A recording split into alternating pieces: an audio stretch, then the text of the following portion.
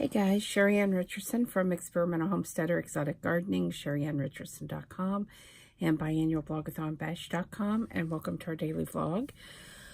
I was going to let Jeff do the vlog today, and he's still at work, so there's no way that he's going to be home in time to get this up.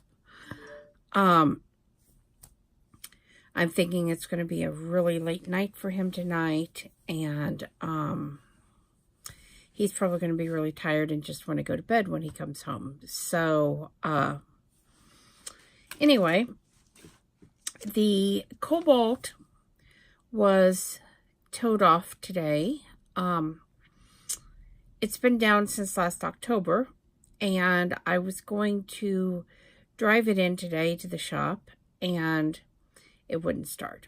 So we have a auto membership where towing is free, and then we get 30% off of all repairs. So I decided that I was just going to let it be towed today, and I'm not expecting to hear anything back for a couple of days, but I basically asked the shop to look at what the other shop had told me as far as what they said was wrong with it, and let me know what was actually wrong and what needed to be fixed to make the car safe to drive.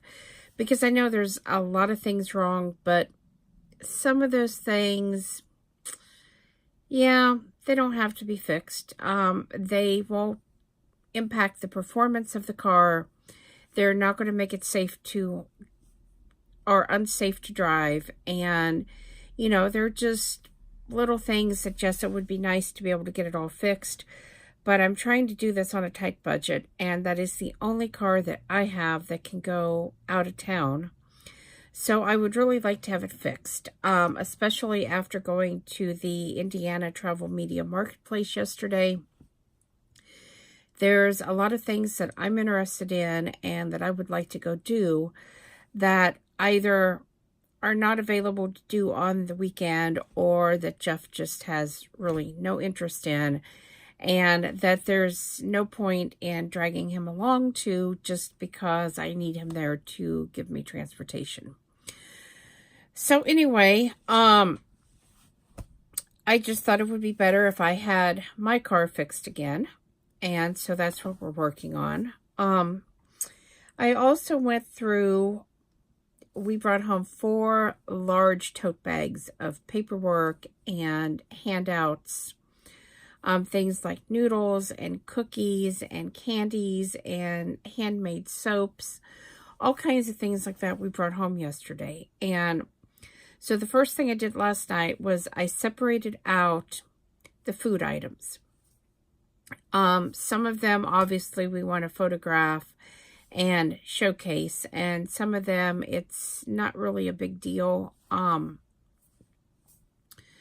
like the noodles, we got some handmade noodles, and I did want to show those because those are available for people to buy, and people might want those. You know, they might want to know where, you know, where do these come from and what Visitors Bureau is promoting these, and maybe I want to talk to this person and see if it's worth it to pay for membership to my local, you know, Visitors Bureau.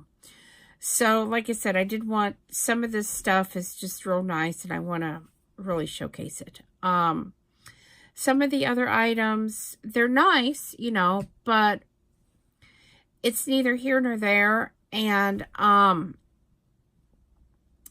so I just felt like, you know, at least a few I did want to really showcase. I went through, I'm trying to pick out 10 items, 10 events from each booth that we visited that people might want to go see. And this is going to take me a while because there was a lot of counties represented, as well as a lot of just individual places represented. So it's not going to be something that just happens overnight, but I really wanted to say to people, here are 10 things you can do if you're in this area. And my plan is to try to focus on a lot of day trips where we can go, we can enjoy an event or two, and we can come home And we don't have to worry about staying overnight or, what do we do with our dog? I did ask a lot yesterday about hotels and places that were dog friendly. I'm glad to know that there's a lot more of these in Indiana. I found a lot in Chicago years ago. Illinois, Iowa, Wisconsin. There was a lot of places in other states where we were able to take Precious Angel when he was alive and stay. But not really any place locally. I mean, there was one place here, and we went and checked it out, and honestly, I wouldn't have stayed there. It just was nasty when we got inside, and I was very, very disappointed. So I'm glad to see that more places are opening up and realizing that people do have pets. They don't necessarily want to leave them at home and have someone else come into their home to take care of them, or, put them in a kennel where they may be in a cage for a week or two and they're paying a really high fee to be able to do that. So, one thing I was definitely looking at, Jeff, of course, was looking more into historic places.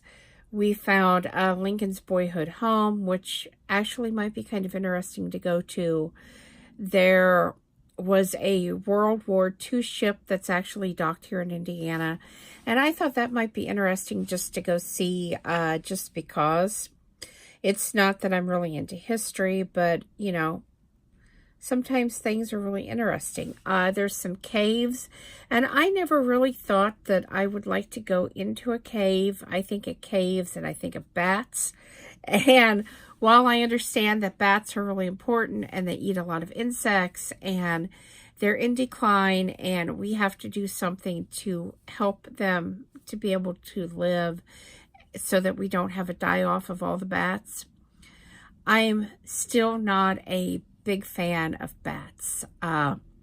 We had two get in our house when the twins were just babies, just a couple months old. And I don't know how they managed to get in, but I realized they were in the house when I had left the room and I had come back. The boys were in their bassinets, and there were bats flying over the tops of the bassinets. And I was completely freaked out. The whole, let's turn the bats into Dracula and drain the blood scenes kind of popped into my head.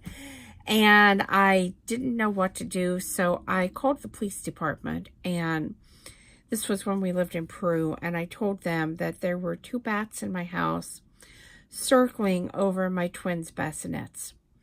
And they said not to do anything. They would send some officers out, which they did.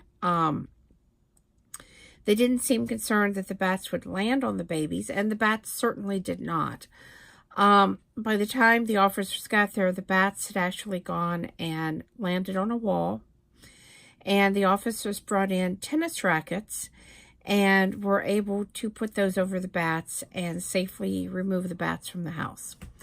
And they didn't know how they had got in either. Maybe when we opened the door, they were just flying low enough that they came in, who knows. But I was certainly very thankful to those officers that they were able to capture the bats and get them out of my house. I was also really thankful that this was something that police officers did because, like I said, I didn't know. And I didn't know what to do. And I was kind of afraid to take a broom or something and bat at them because I thought it might, make them start diving or make the bats really angry. So, it was a scary situation, but one that turned out okay.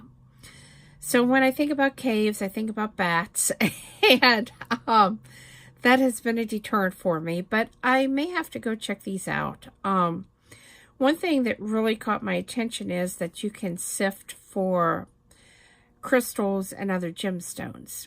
And I guess I hadn't really put together, gemstones and caves. I should have, I know diamonds are mined, and, so I should have put this together, but I didn't. But when I was standing at the booth yesterday, it all kind of came together for me. I also was intrigued about, there is a trail of tenderloins in Indiana. And I don't know if you know this, but in a lot of places you can't buy a tenderloin. It's like a Indiana thing. You know, I don't know if it's in the whole Midwest area, but I know I've been told it's an Indiana thing. So, I may have to go on this trail of tenderloins and check it out because I really like my tenderloins. So anyway, hopefully Jeffrey can do the vlog tomorrow, or at least the next time he does it, he can kind of highlight some of the things that really intrigued him. And of course, if you saw the video yesterday, you know the whole fairy festival and the fairy trail really intrigues me. I've actually found a couple of those, and I'm going to highlight that. I definitely am planning to try to go to the fairy festival because it just, you know, Shakespeare's Midsummer Night's Dream is one of my favorite stories by Shakespeare. And I have the movie. I couldn't wait till the movie came out.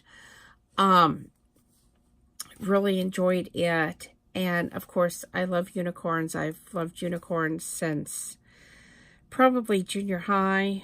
I know unicorns aren't really real, but I'm curious how they are going to dress a horse up as a unicorn. And I think this is just going to be a fun event. I don't know if we'll stay for the ball. That's going to be up to Jeff and what he feels like and what he's able to do with his job, as far as if he can get the time off or if we're just going to be able to go down for part of the event and then have to come right back home. I hope you guys will subscribe. I really appreciate all of you that have. Thumbs up, thumbs down, comments below. Thanks for watching, and I hope everybody has a really great night. We'll see you tomorrow with another daily vlog.